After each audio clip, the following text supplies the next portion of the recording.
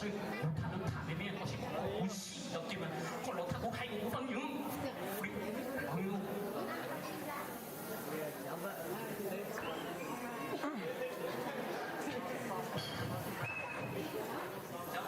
Chấm quả, mình biết từ từ tuổi gì thế là? Giờ mình tuổi hả? Dạ, thay cho mình bữa tao nè. Không à? Giọng nó à? Đúng rồi, thì tuổi hả thì tuổi à? Bên tôi phải hỏi sao tuổi à? Tôi phải sao? Chán nên cậu lúc mình chán không? Cú lúc bây giờ oan chạy chín đu nè. Chạy chín đu? Nên từ lúc bây giờ khá sĩ tạm bậc dịch viên nhiệt nên dịch viên lúc xuyên tạm bỏ điểm nè. Cái chuyện giống thế. Cả nên tiền nó rất đỡ mà mòn dịch lúc chặt tới bây giờ. Có cả cà phê tối mình nè. Chị cải. Cảm ơn. Chị cảo. Cảm ơn.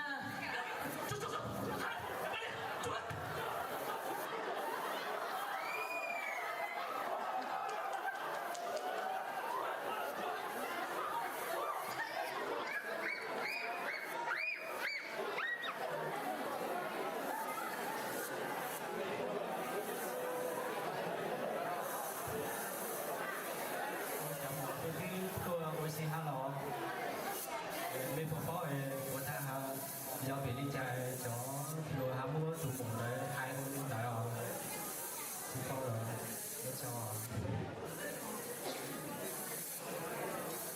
của tụ mùa mình đi tôi xin hello mình phụ phó của ta do bị đi chào đi rồi chào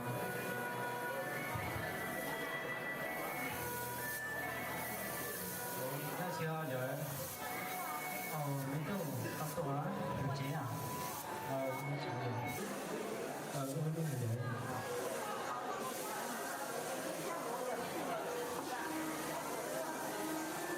giờ cô tôi chỉ bao cái ly cái chai phong ha ta chỉ cố sáng nông có ôi giờ để ôi chào ôi biết mong thảo mùa cho cái chai hai phụ nó cố sáng mà đấy chỉ có ít khó dùng nếu ô bồ tát bên mong luôn chỉ mùa giờ giờ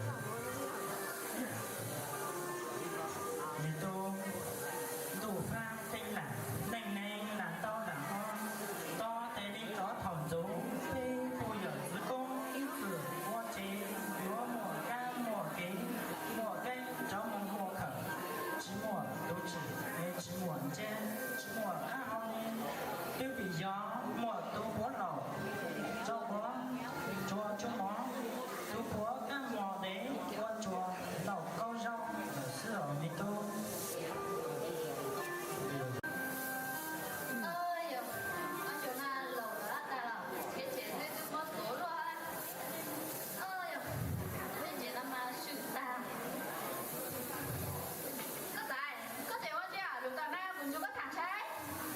một ra chưa con nè cũng chỉ muốn lòng tao nó chứ tao ta Đúng mà, lúc giờ tao năm à?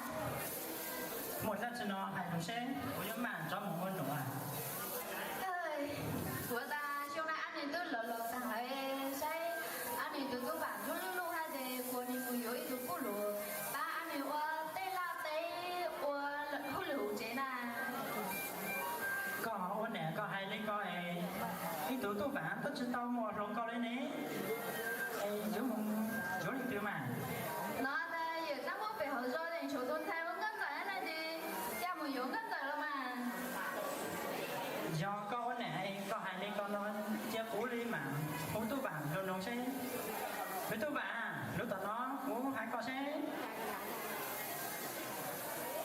của tôi là chỉ có hậu của gì mình tu của xã ta xong là tất cả của tôi lờ thằng ấy có là lúc lúc ấy sau khi yếu của ấy thì có mùi yếu tôi cứ lù băng tất cả của lao té ở hôn lửa chế này yếu quan điểm để tôi chỉ xài cái lên tên này giờ ta mua về ở cho đến chỗ tôi theo cất giải ra thì lại yếu cất giải lắm mà mấy tôi con này hay lên có bốn nhẹ lát nào có tuần trái mà con giả lo do hai tuần sinh sai con chơi cuối dễ thế yên phát giỏi mà mấy tôi do con nhẹ có tuần trái nó chỉ có một 真的花被多多诶，被山来要么有不多个。cũng mà mua gì có phải chỉ sản xuất ra trong này giờ của tôi phụ này mua tiền tôi chấp thằng lại giờ tôi phụ này giờ thằng sai con dừng nó không phải mà tôi có xem có nhá thì giờ là của trời sáu đó là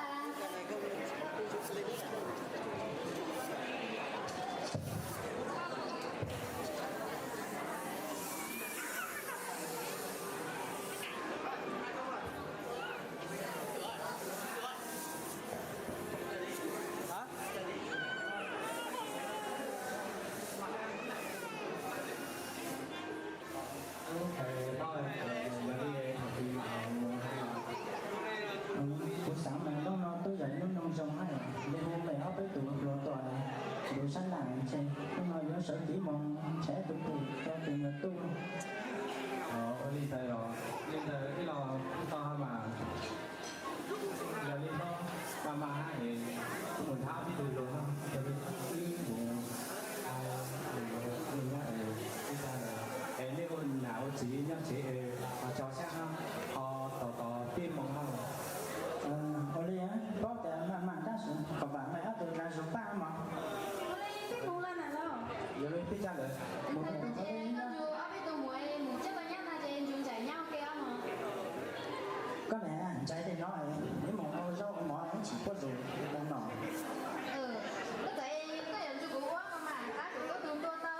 anh mà bé từ mỏ qua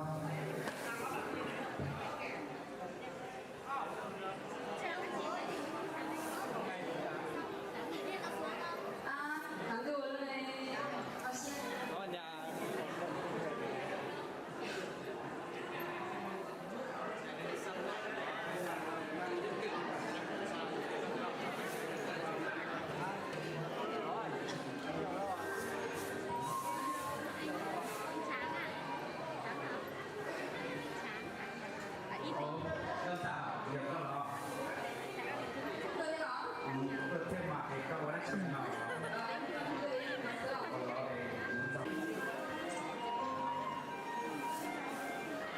bên mà phần đi cả lúc cả cái có anh nó cũng phát là đẹp mỗi là bằng phát đẹp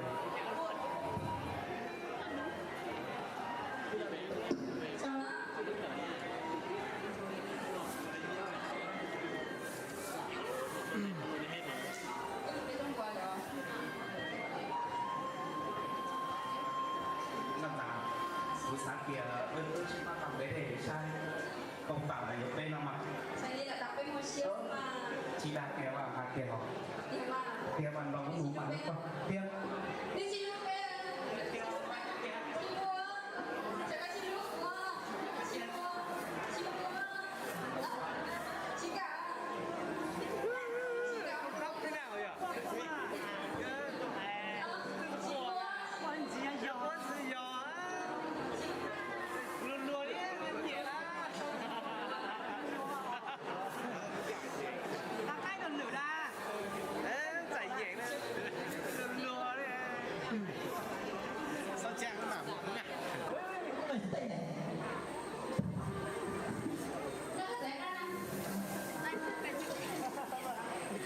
ôi nó trong nó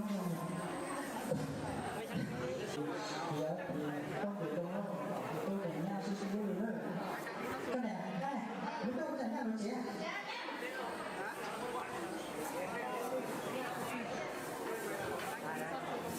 tôi sát rồi nhưng mà khi chọn ở nhà được chỉ là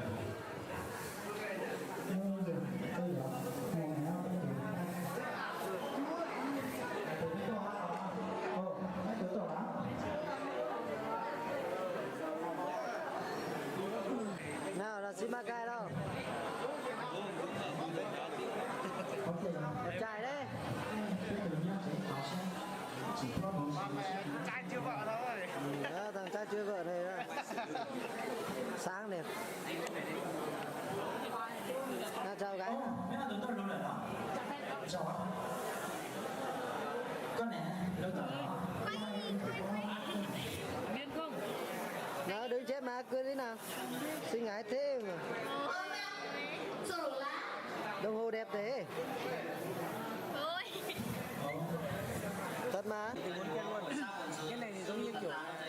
xử phạt được anh có thời gian mà xem trình gần lắm.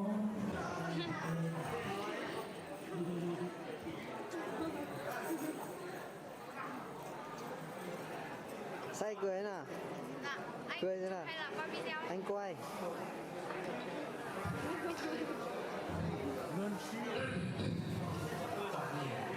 Chà, cứ tưởng rằng tôi đi trong cuộc này là gì mà đây hay là chuyện thật đến ngủ đấy à?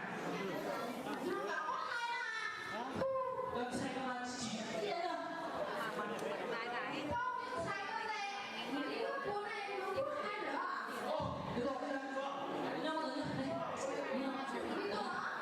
có mọi người.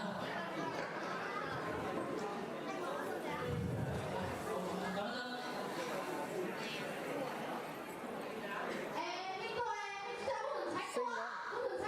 Chào em, xinh gái đấy. Em có nhớ anh không? Nhận ra anh không? Anh đây, em không ấy chứ. có em anh nhận ra. Xinh gái quá. Bộ trang phục em mua hay là em tự làm? Mũ đây hả? Hôm nay em đến đây hội một mình à? Vâng, em đến một mình.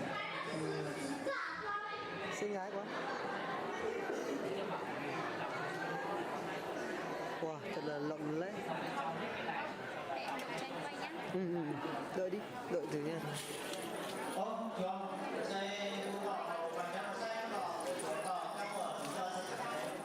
Wow, đẹp quá. thằng nó chơi chân trình bó ở trên quân trào luôn à? Giới thiệu đi nào. Xin chào mọi người. Mình là Khương Kiều Như, luôn bên mông ma, sảnh cứ, Răng xe. nhóm một găng tu, Nữa là cơ tuế lình là. tôi lành xưa. Răng xe. Nhớ trong mấy tổ chi, cái gì nhỉ? Happy New Year nó đẹp không ấy? Nhớ rằng sông xe. Nhớ trong tiếp tổ chi. Nhớ rằng sông xe đâu con. Vâng ạ, cho mình trả quay thuộc trên bên được Đúng rồi, đúng rồi. Nhớ rằng. Em là em gái của Hoa đúng không? Em gái ruột luôn. Giống như lúc nhỉ, hai đứa sinh như nhau nhỉ. Ngày xưa anh tổ chức thi Miss Mông là chị nhà em và là giành giải nhất ở huyện anh. Năm nay anh tổ chức thi đấy. Năm nay anh tổ chức thi nhưng mà anh sẽ thi năng khiếu nữa. Thi năng khiếu thi ứng xử. Anh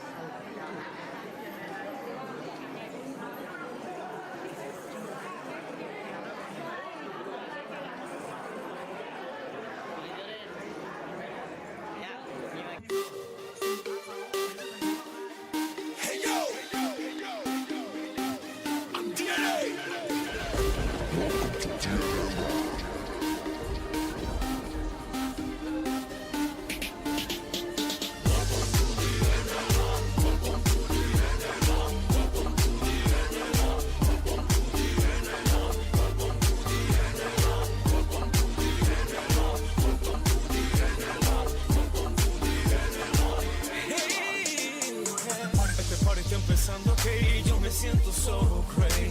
Esta noche nada me para y mi mente y mi cuerpo se preparan. Hoy yo me siento rey por encima de la ley y para como el DJ. Welcome to the NLA, welcome to the NLA. Welcome to my party, ya empezó la rumba. Que me comparen pero no me confundan. Welcome to my party, ya empezó la rumba.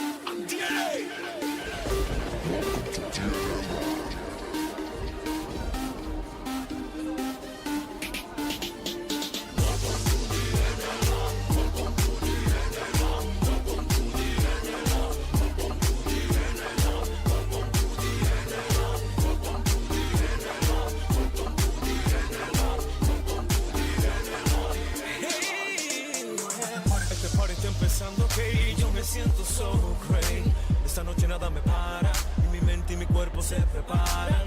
Hoy yo me siento rey por encima de la ley. Y para como el DJ está punchando a DNA, DNA, DNA. Lo que me pone a bailar every night, every day. DNA, DNA, DNA. Lo que te pone a gozar every night, every day.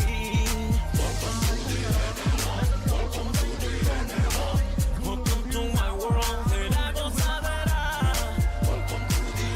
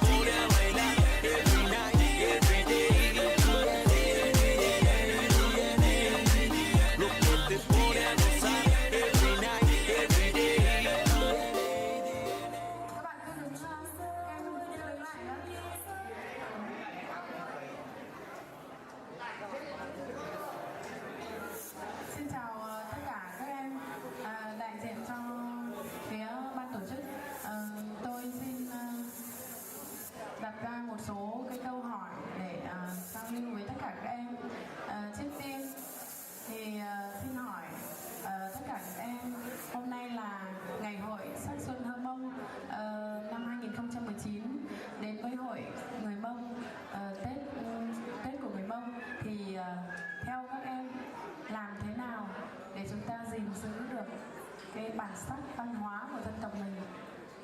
Chúng ta là những thế hệ trẻ thì mình sẽ làm như thế nào để góp phần gìn giữ bản sắc của văn hóa dân tộc Mông.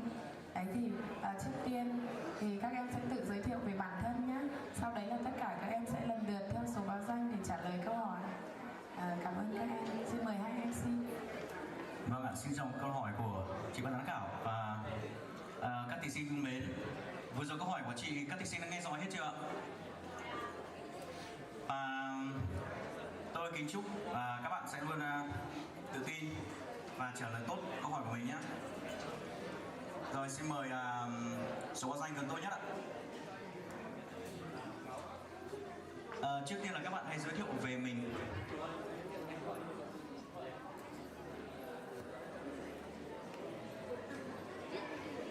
Em xin tự giới thiệu, em tên là Lù Thị Dở, em đến từ Simacai. Mình muốn giữ bản sắc dân tộc thì chúng mình phải tuyên truyền và chúng mình phải gìn giữ từ đời này hết đời khác, và chúng mình phải đời này chúng mình phải tuyên truyền cho các con cháu, và chúng mình phải luôn luôn tổ chức các sự kiện này và các lễ hội để chúng mình ôn lại những kỷ niệm của di tích lịch sử của người Mông ạ. Em xin cảm ơn ạ. Em xin hết câu trả lời của em.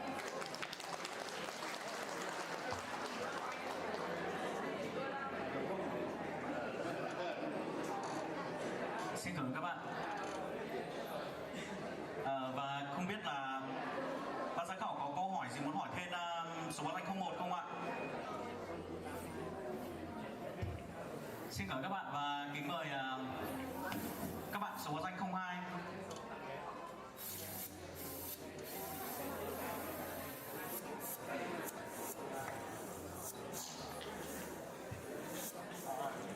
Trước tiên em xin phép xin chào tất cả mọi người tại đây. Em tên là Văn Văn Hùng. Em đến từ Bắc Hải tham gia cho đội Lào Cai.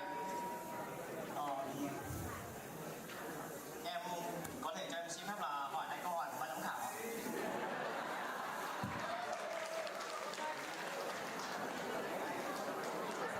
Xin mời tất cả các bạn sẽ lần lượt ra giữa nhé. Cái đội số báo danh 02 mời em ra giữa để các anh chị tiện thể là nhìn ngắm các em luôn nhé. Ra giữa nhé.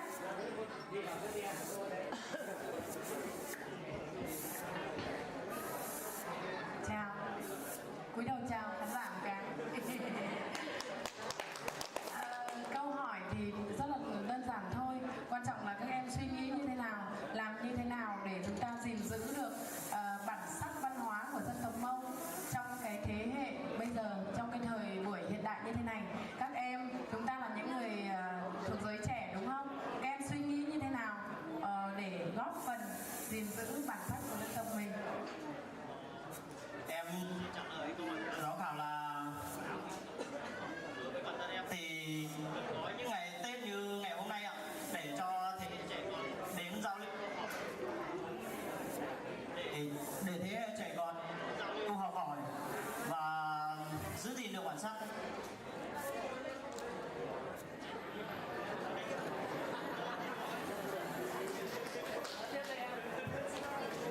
Quý vị có thể dành cho cặp đôi này một tràng rất là lớn không ạ?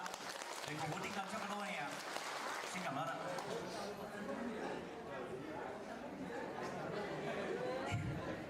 Xin chào toàn thể mọi người, em tên là Sùng Thị Vico ạ.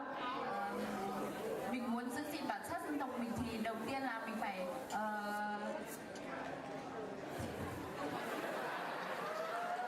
Quyền bắt này em.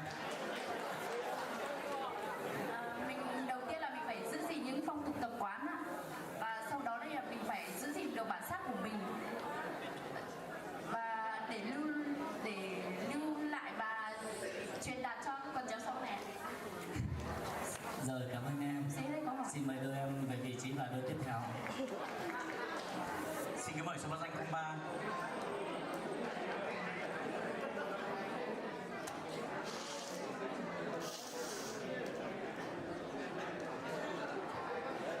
Lời đầu tiên cho em xin kính chúc tất cả mọi người một năm mới an khang thịnh vượng, và sau đây em xin thay mặt em tên là Vũ Thị Ánh Lan và bạn diễn của em là Châu Anh Bảo, và bọn em đại diện cho dân tộc Mông đến từ Sapa.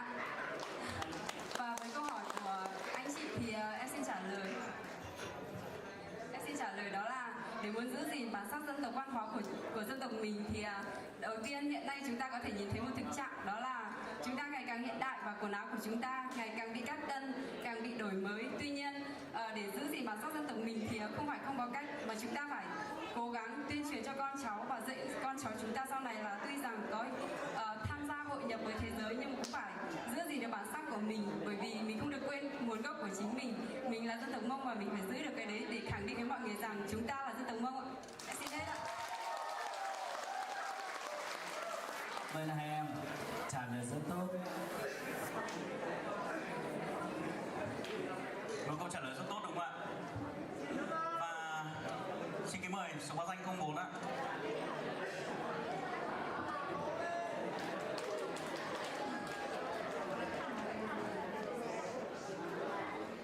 Rồi, sau đây là em xin thay mặt cho bác Hà là xin chào tất cả các bác và cô chú và anh chị ạ.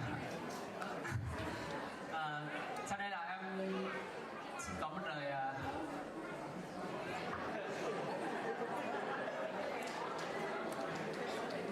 em xin giới thiệu, em tên là Giang Xuân Bá và người đi dính vai với em là Thảo Thị Cúc ạ, và với em là ở trên Bắc Hà.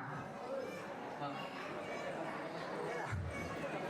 Và sau đây là ban giám khảo phải cho em câu hỏi để em trả lời ạ.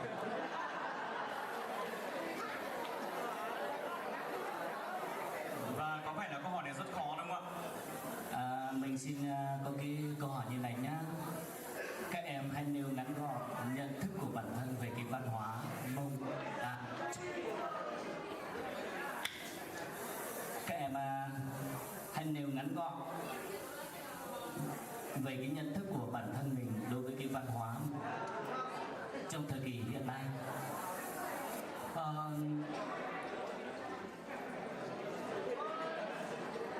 Với ý thức hiện nay của đồng bào ta thì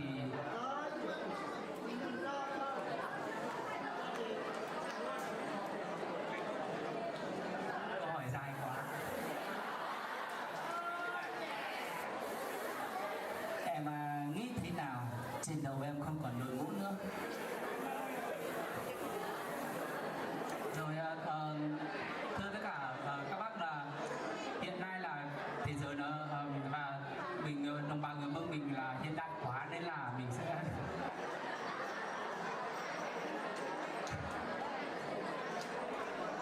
thôi ban giám khảo câu hỏi này là em không trả lời được. Xin phép dành cho số báo danh 04 một tràng pháo lớn được không ạ? Xin cảm ơn các bạn rất nhiều. Và chúng ta hãy cùng đến với số báo danh 05.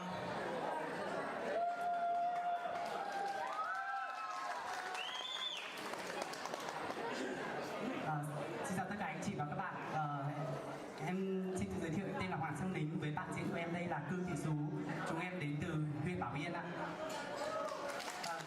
Để trả lời câu hỏi của bác giám khảo thì chúng em xin phép được trả lời như sau. Đầu tiên, đối với bản thân chúng em thì chúng em cảm nhận được rằng văn hóa là một điều rất là đa dạng và tất cả mọi người đều có một cái nét văn hóa riêng, và ở mỗi vùng miền cũng như là ở mỗi xã, mỗi huyện thì đã có những nét văn hóa riêng rồi. Chính vì thế, để bảo tồn và phát huy bản sắc văn hóa của dân tộc mình, đặc biệt là giới trẻ hiện nay như chúng em, thì chúng em cảm thấy rằng mình cần phải học hỏi hơn nữa và tự công nhận rằng mình là người dân tộc Mông, mình biết nói tiếng Mông và mình biết về văn hóa, trang phục. Và nói về trang phục, hiện tại ở đây có rất nhiều anh chị cũng như các bạn có những trang phục rất khác nhau, nhưng em nghĩ rằng đó là một cái trang phục có cách tân nhưng vẫn giữ được bản sắc văn hóa mình, vẫn giữ được chi tiết của dân tộc mình. Vì văn hóa cũng như về trang phục thì cũng gọi là mốt. Bình thường dưới đây mình gọi là mốt, vì mốt ở đây thì mỗi năm có một cái mốt khác nhau. Chính vì thế mình cách tân để phù hợp hơn, để mình đẹp hơn. Đó, văn hóa cũng vậy, văn hóa mình phải biết tiếp thu để chọn lọc. Em xin cảm ơn.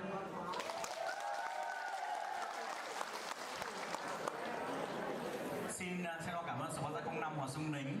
Có lẽ đây là một câu trả lời rất hay. Ngoài ra đó cũng là một lời chia sẻ đến toàn thể các bạn người Mông, và mong rằng những kiến thức mà bạn ấy vừa nói sẽ bổ sung thêm một phần nào về kiến thức của người Mông cho chúng ta ra, đúng không ạ? Và chúng ta hãy cùng chào đón lên sân khấu số báo danh 06.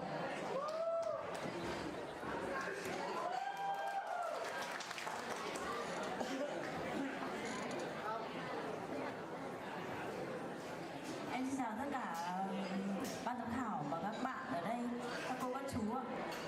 Em xin tự giới thiệu, em tên là Sùng Mỹ Sinh. Rất vinh dự là thay mặt bát sát đến đây để tham gia chương trình. Và bạn diễn của em là Hầu Xeo Giả. Và em xin trả lời câu hỏi của ban giám khảo, đó chính là muốn gìn giữ truyền thống của dân tộc ta thì đầu tiên những người trẻ chúng ta, thế hệ trẻ phải nắm được truyền thống của chúng ta như nào và những bản sắc của chúng ta đang giữ được gì, và đặc biệt hơn là cần có thêm nhiều những cái chương trình hay là những ngày lễ, ngày hội tổ chức đông đảo để tổ chức như ngày hôm nay, để tất cả chúng em là người trẻ để được tham dự và biết thêm nhiều về truyền thống của dân tộc, và để tăng niềm tự hào cho chính mình thì chúng ta mới truyền được lửa cho các bạn trẻ hơn hay là các thế hệ sau nữa. Thì rất mong là các bạn sẽ luôn tự hào về cộng đồng Mông chúng mình, và cảm ơn quý vị rất nhiều ạ.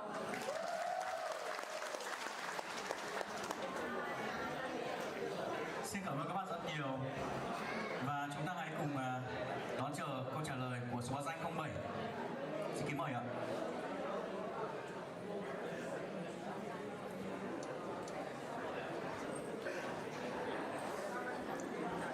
Xin chào tất cả khán giả và ban giám khảo. Em tên là Châu Thị Nhung, em đến từ Văn Bản. Bạn diễn của em là Sùng A Dơ.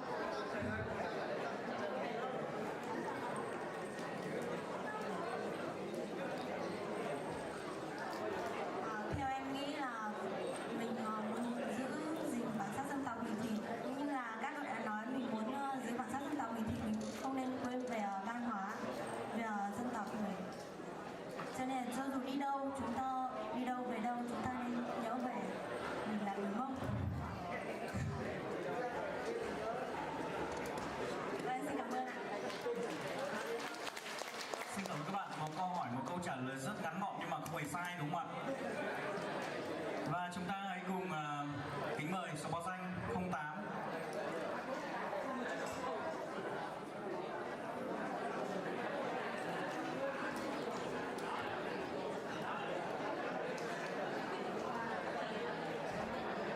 Lời đầu tiên cho phép em xin được gửi tới các quý vị đại biểu, các vị khách quý cùng toàn thể các bạn lời chào trân trọng nhất.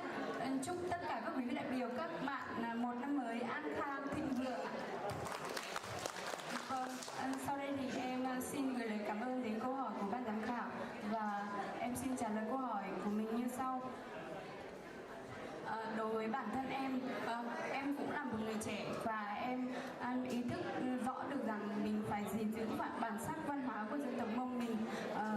Đối với bản thân em thì em cũng là một người đi công tác xa và có rất ít dịp để về quê hương. Thì theo em thì cái dịp lễ Tết là cái dịp mà giúp cho các bạn trẻ và những người trẻ như chúng em có cơ hội được học tập văn hóa, phong tục của mình rất là nhiều. Và mỗi dịp Tết đến xuân về thì các bạn không nên là không trở về quê hương mình, đúng không ạ? Để đó chính là dịp mà mình được các cô, các bác, các ông, các cụ truyền dạy cho mình những cái phong tục tập quán để mình duy trì và truyền đạt lại cho con cháu sau này. Và như cái chương trình Tết Mông, Tết Thơ Mông hôm nay thì cũng là một cái chương trình mà giúp chúng em có được rất nhiều kiến thức về văn hóa của dân tộc mình. Như tiết mục Huyền Sử Hơ Mông thì cũng là một tiết mục mà em rất là xúc động, bởi vì đó giống như là một câu chuyện là tái hiện lại những cái câu chuyện mà ông bà em đã kể lại nguồn gốc Hơ Mông của dành cho chúng em. Vậy cho nên là em nghĩ rằng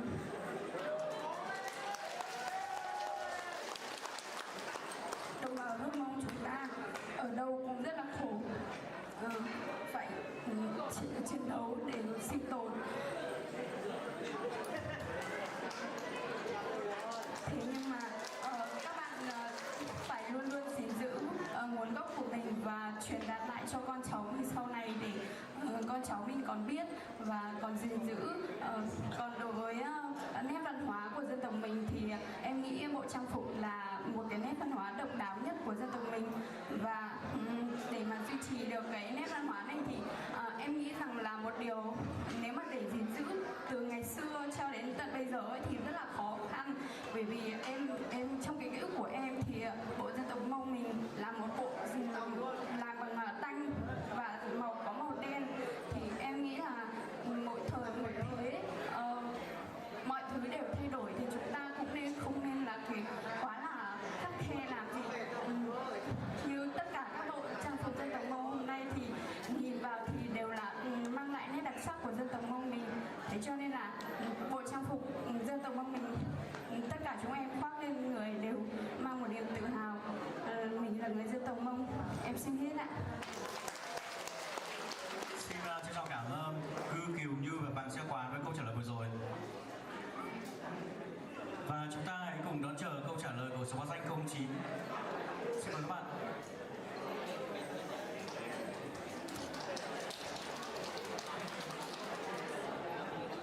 Kính thưa quý vị đại biểu khách quý, kính thưa toàn thể các công vị chú bác và toàn thể các anh chị có mặt trong buổi lễ ngày hôm nay cũng như là ngày hội Tết Phát Xuân Hương Mông ngày hôm nay. Thì lần đầu tiên thì cho các em xin được cảm ơn đến các anh chị đã đặt câu hỏi cho em một câu hỏi rất là hay và đã mang một cái niềm tin rất là cao về trong cái sự gìn giữ nét văn hóa phong tục của dân tộc Mông mình. Và trước tiên thì em xin giới thiệu trước tiên là Phạm Lan Đông và bạn rể của em là Giàng Thu Giáo và cô em đến từ bên Văn Bản. Em xin phép được gửi lời xin phép được trả lời câu hỏi như sau. Vâng, với thời hiện nay thì cái văn hóa của con người chúng ta thì rất là phong phú và đa dạng, cũng như không chỉ là mỗi dân tộc mình cũng như các dân tộc khác, và nhưng mà cái cơ bản nhất là dân tộc mình là mỗi một nơi cũng đều có những cái gọi là cái từ là những tác phẩm nghệ thuật cũng như là những cái bộ trang phục rất là đặc sắc và mang cái nét của vùng đó. Nhưng mà cái căn bản là cái điều mà chúng ta muốn giữ gìn những cái nét đặc sắc văn hóa dân tộc của bản thân cũng như là của dân tộc Mông mình, thì theo bản thân em cũng như là cháu muốn nghĩ rằng nếu mà trước tiên mình muốn giữ được thì căn bản là bản thân mình phải biết là mình đang ở đâu và mình đang học cái gì, mình phải biết là mình có đang giữ gìn những cái nét văn hóa truyền thống như đó không. Và cái điều cơ bản nữa mà mình muốn giữ gìn được thì căn bản là bản thân mình phải tự mày mò và học hỏi. Nếu mà trong tất cả chúng ta đều không học hỏi, không mày mò thì đương nhiên cái nét đặc sắc văn hóa dân tộc đó sẽ dần dần phai mờ đi theo thời gian và theo thời đại. Thì cũng như là trên bản thân em thì bản thân mình không được học được nhiều hẳn, nhưng mà cũng đã từng giao lưu rồi là thậm chí là cũng đã từng đi tìm hiểu những cái nét đặc sắc văn hóa dân tộc thể. Nhưng cái điều chúng ta muốn để giữ gìn thì quan trọng nhất là mình phải truyền lại, tức là những người họ trẻ học thì những người già phải truyền, và chúng ta phải truyền theo một cái dây chuyền cụ thể, nó mang tính là con cha truyền thì con nối, và điều đó chúng ta không thể nên quên được. Và cũng như là bản thân những lớp trẻ hiện nay. Mọi người chuẩn bị chưa? 1, 2, 3, lên một tràng chiến!